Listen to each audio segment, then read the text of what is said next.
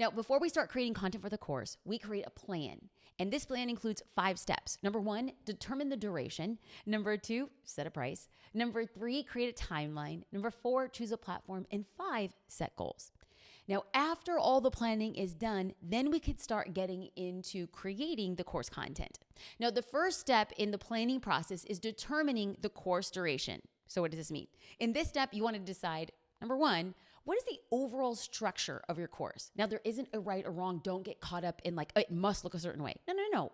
You just have to ask yourself, will it be self-paced? Which means they log in, your student logs in, and then they get to see all of the content at once, right? They get to consume it.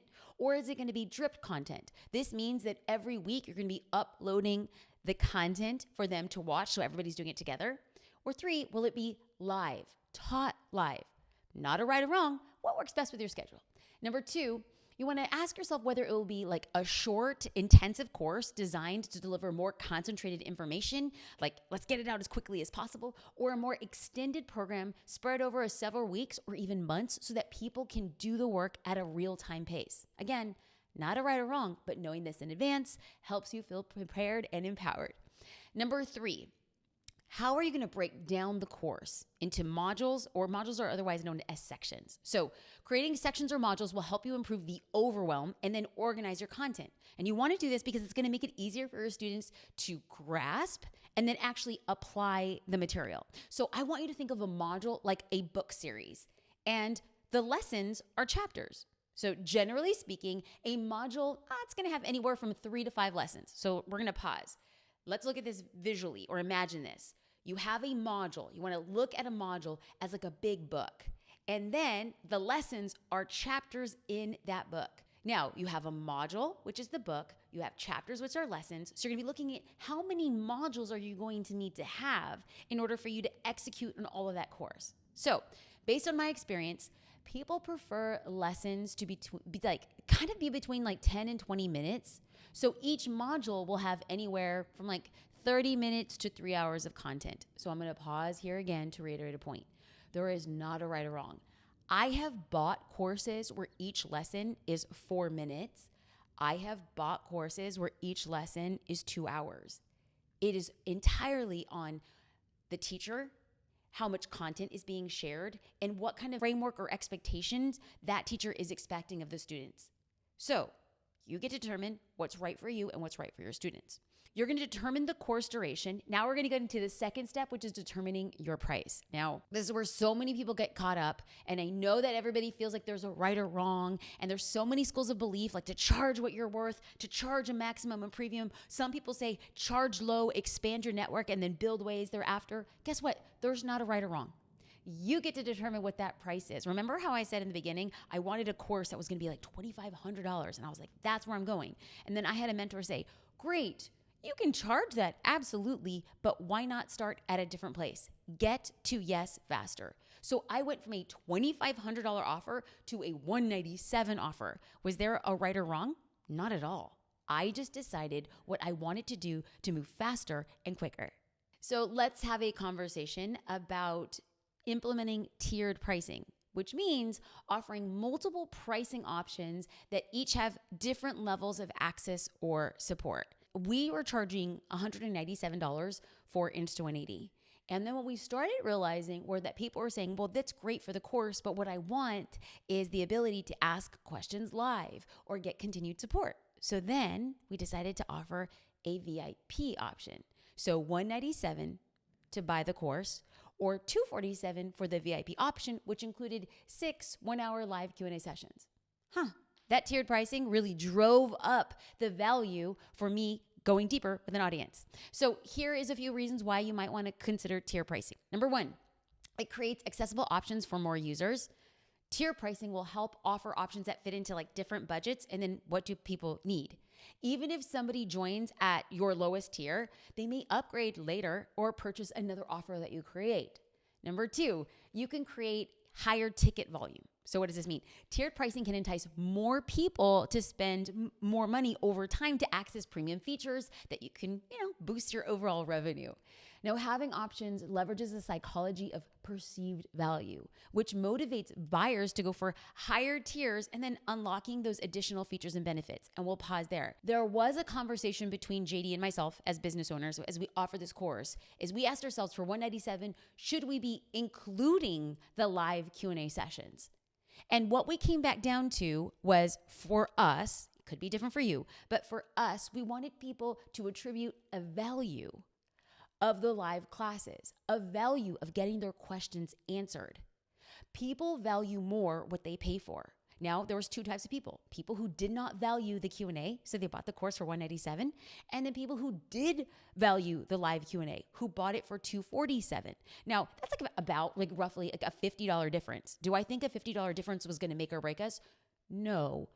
But we sold thousands of units of that course, and over 50% of them opted for the VIP option. That was just so much more revenue for a group of people who valued the Q&A. Number 3, this third consideration for tiered pricing is that it can create like a downsell. Sometimes they call it like a catch program. So tiered pricing can help you keep leads from going somewhere else. If they feel like your signature program or your premium program, we're going to talk about that in a second, maybe they're like, oh, that's too advanced or that's too out of budget. Well, tiered pricing, you can keep them in your sphere by downselling them. Tiered pricing usually it has about 2 or 3 options max. I don't recommend going over 3. It becomes overwhelming. It complicates the decision-making process. And then people when they spend too long to make a decision, they don't make a decision. They will either not buy or they just lose interest. So let's break down the 3-tier process. I am really going back down and distilling the stuff that I've learned, the stuff that I adhere to, but you're going to make it your own. I always say that people get caught up in the shoulds and should not. What is the thing I should be doing? What I should not be doing? I'm going to tell you that I have experimented with it all. I will present to you kind of the things that I've learned that I'm adhering to, but you got to make it your own. So tier number 1, that's going to be your basic tier. Now, this could include access to maybe pre-recorded videos and downloaded course materials. And maybe it has a discussion forum, or maybe it has a group for your students to interact with. Now, this tier is going to be the most affordable for your target market. These are probably going to be a little bit more beginners in your niche, and they want to learn the basics of what you're teaching without the extensive support. And this right here, we're talking about that downsell. This is for the people who are I really want to get a part of that program, but I can't afford it. Well, if they do a DIY option and it's fully digital and it doesn't require more bandwidth for your team, this can be a great beginner area. Then let's move on to tier number 2.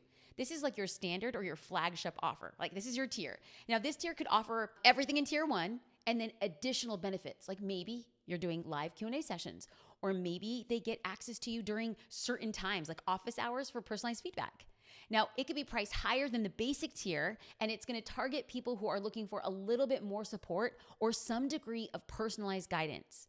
Now, here we go with the tiering system. I have always believed that the higher a customer moves up on the tier, the more expensive it's going to be because they're only getting more attention.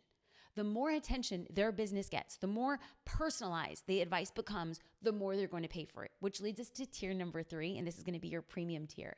Now, this tier could provide all of the features from the basic and the standard tiers, along with a higher level of support.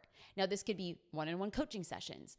It could be small group coaching, access to exclusive materials. Maybe it's a different level of support. Now, this tier would be priced higher than the other 2 because you're going to be targeting more advanced versions of your ideal client.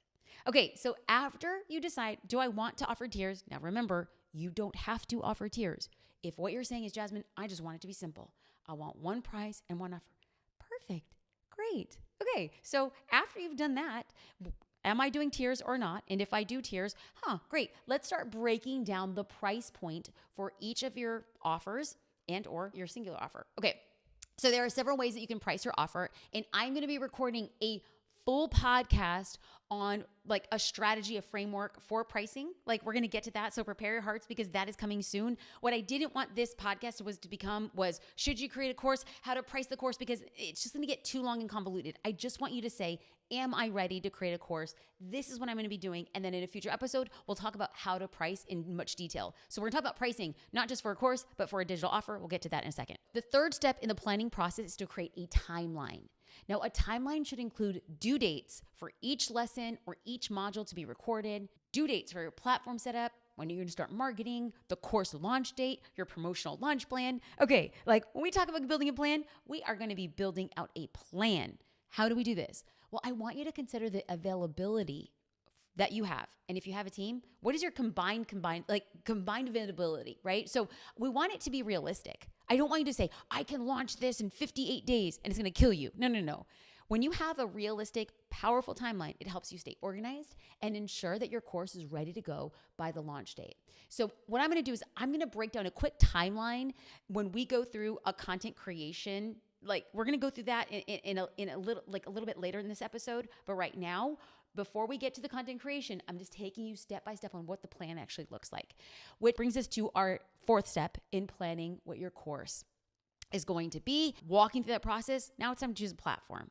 I don't want you to be overwhelmed by all the options you have available. There are two things that I recommend doing. Number one, research and compare your options. You are going to find a lot of different tiers and prices. So pause here because we just went through tiered pricing, right? We now know that as entrepreneurs, we have the ability to offer tiered pricing. When you go and start looking for technology, like where you're going to host your platform, what are they doing? They're offering tiers. Why? They want to include beginners and then they want to offer high touch value. So just keep your eye on what it is that they're doing. And I encourage you to research heavily, read reviews, go to YouTube, search a cross comparison between platforms. Maybe you ask other course creators, hey, what platform do you like? Why? Like I have found amazing reviews on YouTube for platforms like Kajabi, Thinkific, Samcart, Teachable. There's so many options out there. Like pick the one that's going to be best for you and work best on your budget. Number two is to test and decide. So the best thing about most tech platforms, you do have a free trial or they allow you to demo it. And why not? Try it out. Use as much as possible to test before you have to pay. You want your students to do the work, right? And you want them to go to the course and you want them to do all of these things. Well, you know what they're going to be resonant with. So I want you to pick the platform that is best for you and for them. Last and final step is to set measurable goals for the course. And we're going to set our goals on 3 different levels. This is all stuff that I have learned to do because I used to beat myself up for this goal that I didn't hit or this metric that I didn't achieve. So now I break it down in 3 ways. Number 1, a conversion goal. Number 2, a client satisfaction goal. And number 3, a revenue goal. A conversion goal, let's break these down each. A conversion goal could be to get 5 enrollments in the first month. That's a goal. Now we just set a goal. We have no idea. If you've never launched a course, you have no idea if 5 is reasonable or not, but at least you set the goal because now you're like aiming towards a target. A client satisfaction goal could be like, okay, I want to maintain course satisfaction of 90% or higher in the first 3 months. So how are you doing this? Like, well, are people going through the courses and are they giving you positive feedback? Like, that's a really good way. Like, that's a good goal. I want people to be like finishing, completing, and giving good feedback. Awesome. Now, a revenue goal could be, listen, I want to generate $5,000 of revenue by the end of the first quarter. That's what I think I can do with this course. Great. That's your goals. Now, remember, they need to match your effort. I don't want you saying, I want to make $1 million off this course, but you're not hitting your deadlines and you're not marketing the course and you're not creating free content to promote the course, right? Like you have to ask yourself questions like, if I want to close 5 people in the first month that I launch my course, how many people do I need to see my offer? Like we need to start getting like very tactile on what it is you do. Now you're ready to create content for your course.